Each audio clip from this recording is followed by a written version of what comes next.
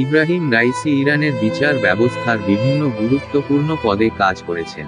তিনি 2004 থেকে 2014 সাল পর্যন্ত উপ-প্রধান বিচারপতি ও 2014 থেকে 2016 সাল পর্যন্ত অ্যাটর্নি জেনারেল এবং 2019 থেকে 2021 সাল পর্যন্ত প্রধান বিচারপতি ছিলেন। 1980 এবং 1990 এর দশকে তিনি তেহরানের প্রসিকিউটর এবং উপ-প্রসিকিউটর হিসেবেও দায়িত্ব পালন করেছেন। 2016 থেকে 2019 সাল পর্যন্ত তিনি আস্থান কুদস রাউহি নামক একটি ধর্মীয় প্রতিষ্ঠানের তত্ত্বাবধায়ক এবং চেয়ারম্যান ছিলেন।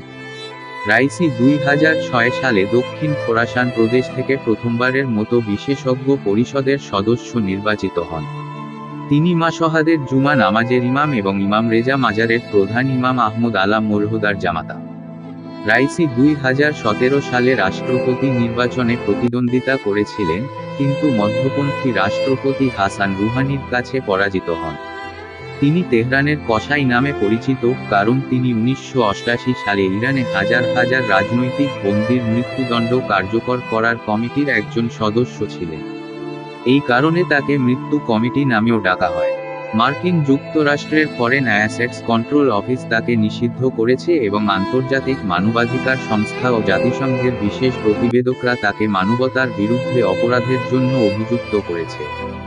ইব্রাহিম রাইসি 2021 সালে পুনরায় রাষ্ট্রপতি নির্বাচনে দাঁড়িয়ে 62.9% ভোট পেয়ে হাসান রুহানিকে পরাজিত করেন। অনেকেই মনে করেন এই নির্বাচন রাইসির পক্ষে প্রভাবিত করা হয়েছিল, কারণ তিনি ইরানের সর্বোচ্চ নেতা আলী খামেনির ঘনিষ্ঠ মিত্র। রাইসিকে প্রায়ই খামেনির পরবর্তী উত্তরসূরি হিসেবে দেখা হয়।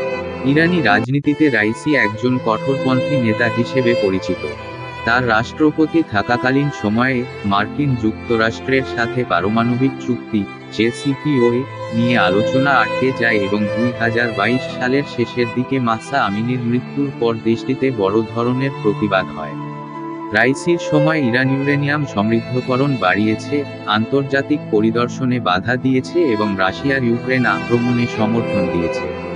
এছাড়া ইরান গাজার সংঘাতে ইসরায়েলের উপর ক্ষেপণাস্ত্র ও ড্রোন হামলা চালায় এবং হিজবুল্লাহ হুথি আন্দোলনের মতো গোষ্ঠীগুলিকে অস্ত্র সহায়তা দিয়েছে।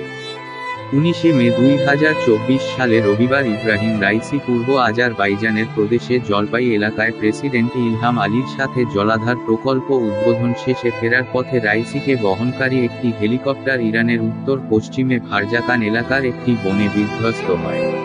ওই দুর্ঘটনায় ইব্রাহিম রাইসি, ইরানের পররাষ্ট্র মন্ত্রী হোসেন আমির আবদুল্লাহিয়ান সহ হেলিকপ্টারে থাকা সবাই অর্থাৎ 9 জন নিহত হন।